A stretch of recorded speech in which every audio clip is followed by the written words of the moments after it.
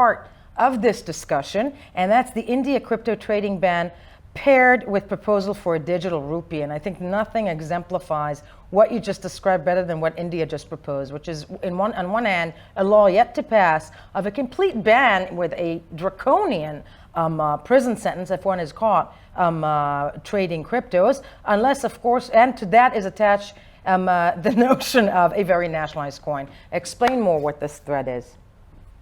Yeah, and again, this is another one that's emblematic. I think it's always important whenever you see it's a very popular headline in the crypto space to take a piece of legislation from somewhere that we don't necessarily understand what it would have to actually go through to pass, right? Present it as though it's actually happening and kind of use it as some cataclysmic news. So I don't want to make it seem like that, but I do think what was so interesting about this to me was that it in a single bill expressed the yin and yang of the way that governments are thinking about crypto.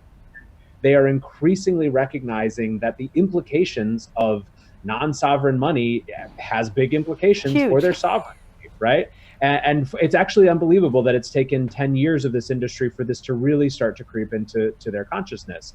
I think in some ways we've had almost a grace period to try to build it out.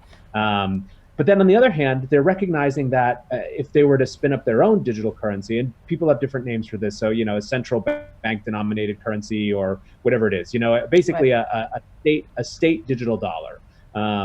You have it creates an unbelievable tool for surveillance, for control, for information, and of course, there's good arguments